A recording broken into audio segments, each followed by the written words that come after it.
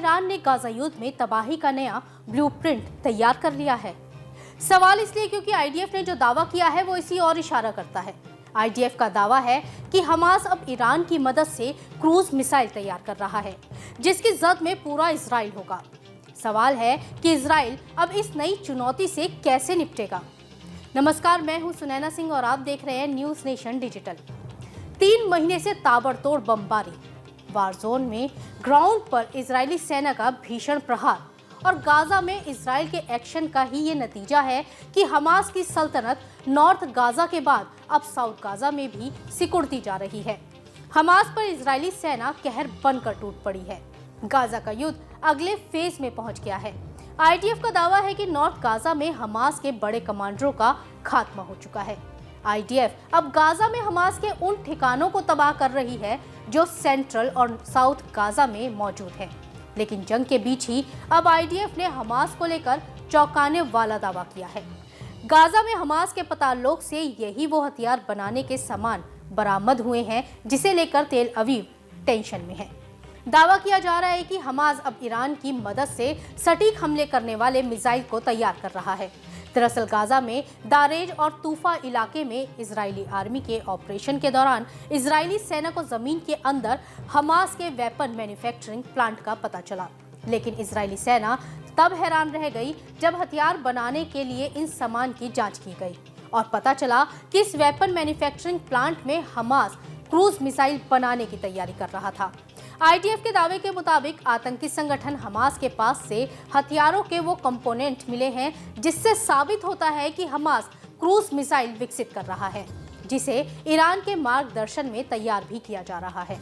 IDF के इसी दावे के बाद तेल अवीव से लेकर पेंटागन तक हड़कंप मच गया है, क्योंकि अगर हमास क्रूज मिसाइल बना लेता है तो इसका सीधा मतलब होगा इजराइल की तबाही, ऐसी तबाही जिसकी कल्पना इजराइल तक ने नहीं की होगी। हमास के पास क्रूज मिसाइल की ताकत का मतलब है पूरे इजराइल पर खतरा, क्योंकि इस एक मिसाइल की जद में पूरा इजराइल होगा। आईडीएफ के दावे के मुताबिक हमास को क्रूज मिसाइल बनाने की तकनीक देने वाला ईरान है। ईरान ही वो मुल्क है जो पहले दिन से हमास के पीछे मजबूती से खड़ा है। ईरान के पास अलग अलग वेरिएंट की क्रूज मिसाइलें हैं, जिसमें long range anti ship cruise missile Noor का नाम सबसे पहले आता है। इसकी रेंज 30 से 220 किलोमीटर है, यानी ये पानी की सतह के करीब उड़ान भरती है, जिससे ये रडार और एयरक्राफ्ट की नजर में भी नहीं आती। इसकी रफ्तार 1715 किलोमीटर प्रति घंटा है। आपको बता दें कि हिजबुल्लाह के पास ईरान की यही मिसाइल है, जिसे ईरान हमास को दे सकता है। इसके अलावा ईरान के पास नासिर क्रूज मिसाइल है, जिसकी मारक क्षमता 100 किलोमीटर है। तलाह क्रूज मिसाइल की रेंज 1000 किलोमीटर से ज्यादा है। अबू मेहदी ईरान की नेवल क्रूज मिसाइल है। इस मिसाइल की रेंज 1000 किलोमीटर है।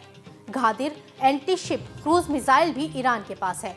इस मिसाइल की मारक क्षमता 330 किलोमीटर है। ईरान की यही वो क्रूज मिसाइलें हैं जो इजराइल के लिए खतरे की घंटी है, क्योंकि ईरान ने अगर ये मिसाइलें हमास को दे दी तो हमास पहले से ही कई गुना ज्यादा ताकतवर हो जाएगा।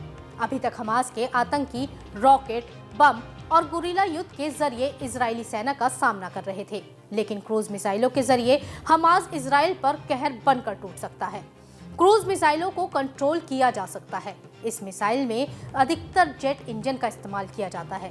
यही वो वजह है कि वो अपने टारगेट पर पहुंचने और उसे भेदने में सक्षम होती है।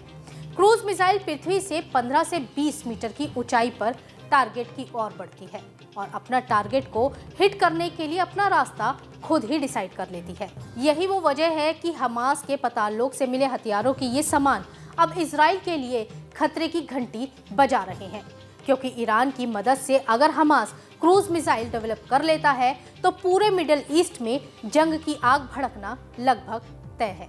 आपको हमारी ये खबर कैसी लगी हमें कमेंट बॉक्स में जरूर बताइएगा। देश और दुनिया की तमाम बड़ी खबरों को जानने के लिए जुड़े रहें न्यूज़ नेशन के साथ। नमस्कार।